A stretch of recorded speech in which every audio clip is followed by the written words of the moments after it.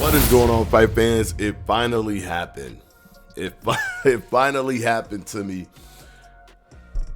One of my controllers is completely dead. Now, I tried calling meta support, or I tried, texting them, the text support chat thingy. It's unfixable. They want me to get a new one. So basically, I would have to send the old one back and then get a new one. That takes about 15 business days. So I just ordered one now, and then I'll go through that process. So I'll have a new one, and then that one would get sent in and I guess fixed, or they'll give me a new refurbished one or whatever. But we got to talk about this very real problem, right? When it comes to Thrill of the Fight 2 and the potentials for your peripherals and even maybe your headset being damaged. I highly recommend. And maybe it's because of how naive I am, right? I've only really played a few VR games in my life. Thrill of the Fight 1, one of those games that I played a lot, right? With the Oculus One, right? The first one. And maybe Super Hot, right? Back in the days, because it was really popular. And then Thrill of the Fight 2, right? And maybe some other, I tried out Creed and all that stuff. Some other boxing VR games, but really the number one thing that I enjoyed was Thrill of the Fight 1 and Thrill of the Fight 2.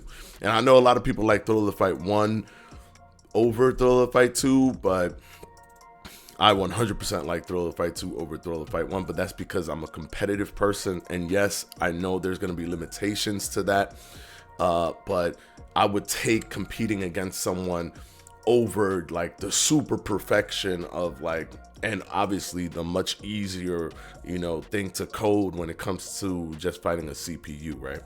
I understand that it's harder because you're dealing with Wi-Fi and latency and all that stuff, but I still prefer knowing that I'm playing against another human because it adds way more depth than if I was fighting a computer that can't react to my feints, can't do this and that and whatever. So I digress, but I just have to explain myself because I know a lot of people be like, oh, but I love Thrill of the Fight 1 better. Thrill of the Fight 1 is better than 2. It depends on what you're looking for. If you want super perfection because it's easier to do them when you're not using online, of course, that would be Thrill of the Fight 1. But, a work in progress game that hasn't even been completed yet, but also allows you to compete with actual people around the world and does it very competently.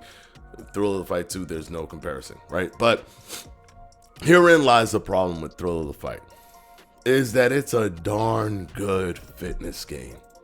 It is one of the best fitness things ever made. It just simply is. The reason my controller is broken is because, when I first started playing Thrill of the Fight 1, I was doing about 1,000 calories a session. Now I do about 600, 700 because my body is getting, used to it, but that's still a lot, right? Because every time I play, you guys see a video from my sessions, but I play around 3 fights, right? 3 or 4 fights a day, basically, when I play Thrill of the Fight. 3 or 4 fights a day is what I do. And then of those 3 or 4 fights, depending on what is the best,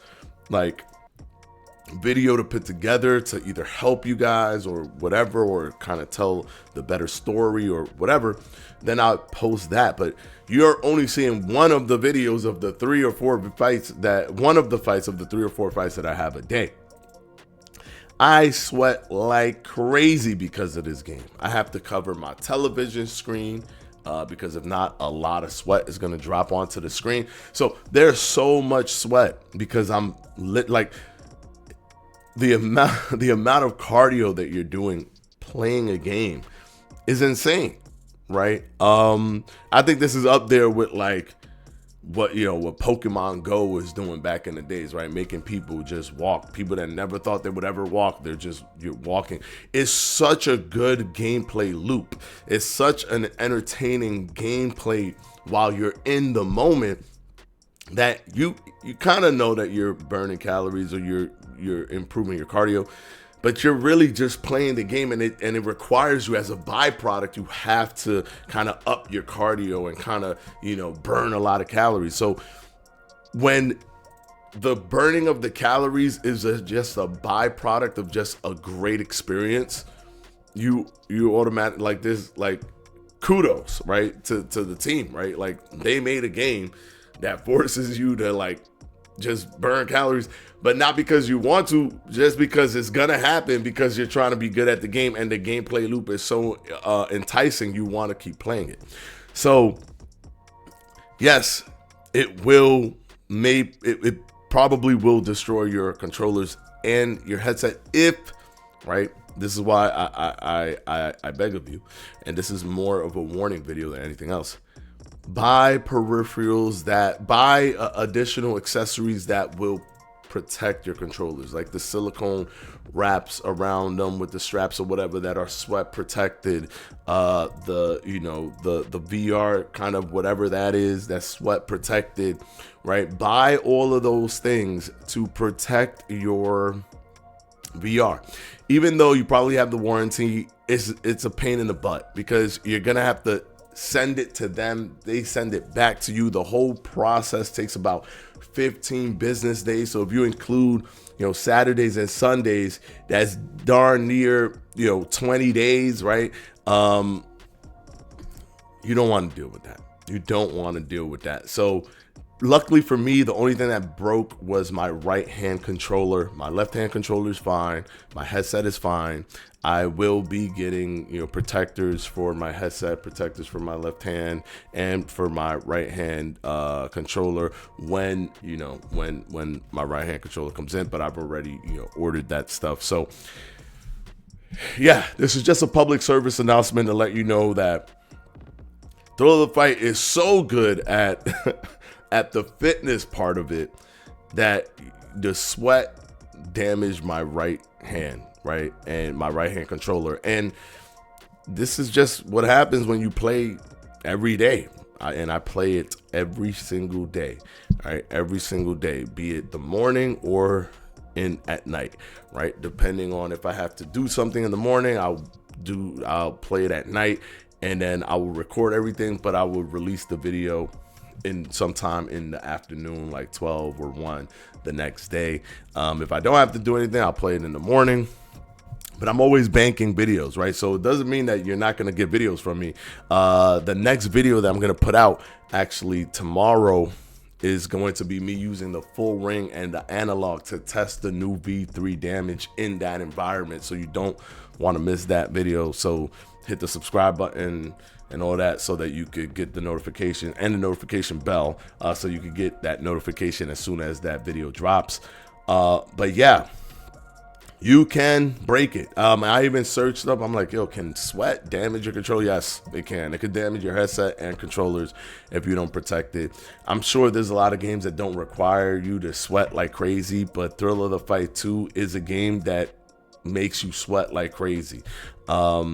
It is probably like the perfect fitness cardio thing ever made. Like, I literally, me sweating and doing my cardio is like such a, like, well, it's happening, but I'm not thinking about, like, I'm thinking about playing. I'm thinking about being competitive. I'm thinking about outsmarting my opponent and all this stuff. And almost forgot, I'm also sweating like crazy, burning a lot of calories, and improving my cardio at the same time. So, it's one of those things where it's a good problem, but it also can still be a problem, right?